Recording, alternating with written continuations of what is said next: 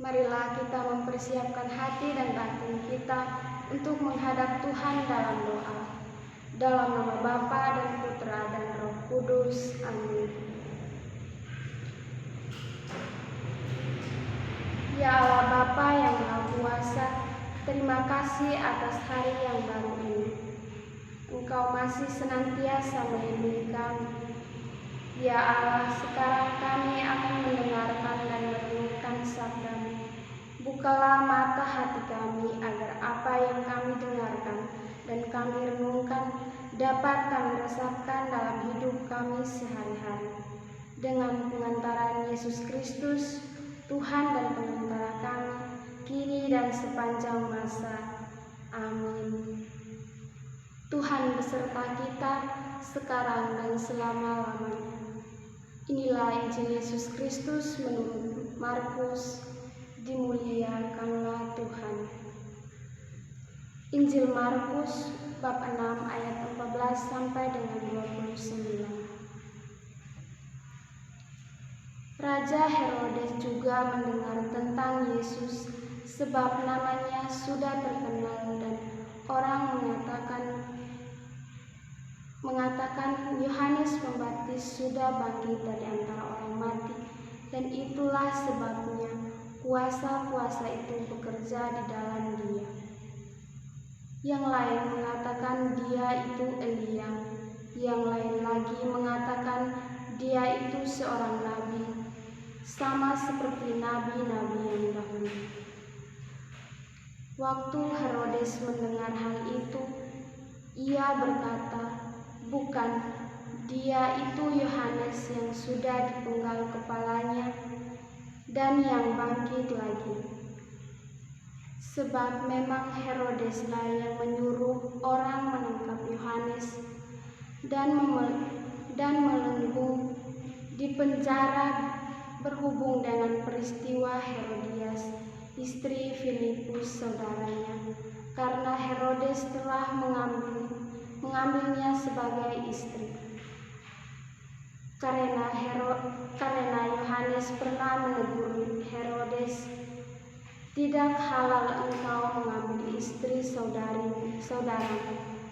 Karena itu Herodias menaruh dendam pada Yohanes dan bermaksud untuk membunuh dia, tetapi tidak dapat sebab Herodes segan akan Yohanes.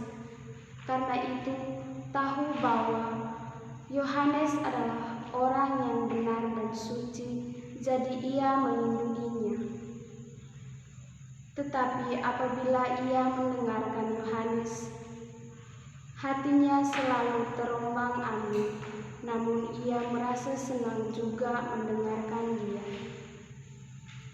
Akhirnya tiba juga kesempatan yang baik bagi Herodias, ketika Herodes pada hari ulang tahunnya mengadakan perjamuan untuk pembesar-pembesarnya, perwira-perwiranya, dan orang-orang yang terkemuka di Galilea. Pada waktu itu, anak perempuan Herodias tampil lalu menari, dan ia menyukakan hati Herodes dan tamu-tamunya. Raja berkata kepada gadis itu, "Minta daripadaku apa saja yang kau inginkan, maka akan kuberikan kepadamu." Lalu bersumpah kepadanya, "Apa saja yang kau minta akan kuberikan kepadamu, sekalipun setengah dari kerajaanku."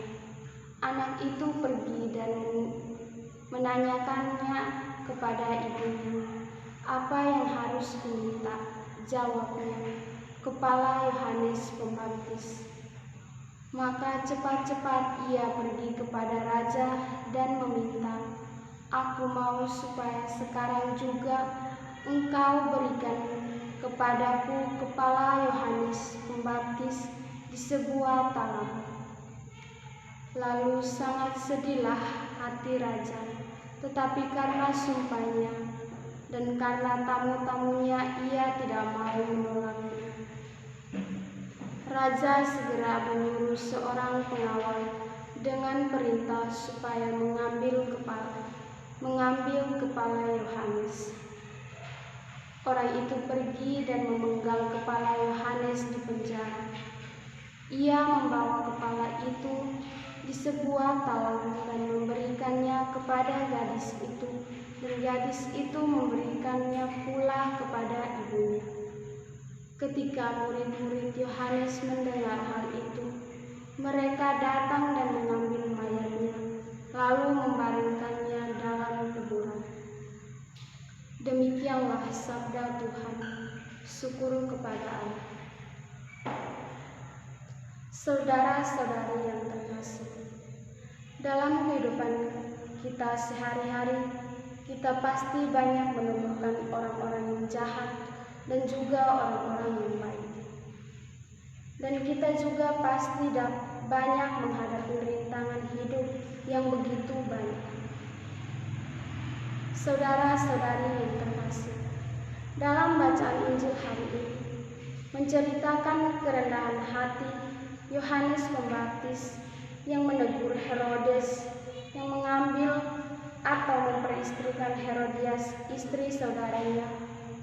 Perbuatan itu tidak halal menurut Yohanes Pembaptis. Herodias tahu bahwa Yohanes adalah seorang yang suci dan benar, tetapi karena sumpahnya terhadap seorang perempuan, maka dengan sedih hati memenggal kepala Yohanes Pembaptis, lalu diberikan kepada perempuan tersebut. Saudara-saudari yang terkasih, maka bagi kita saat ini adalah jauhkanlah diri dari sumpah dan ikutilah kata atau suara hati kita.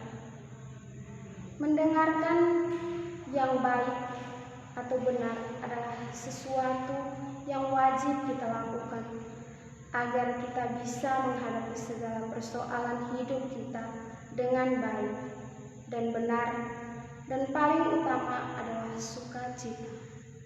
Semoga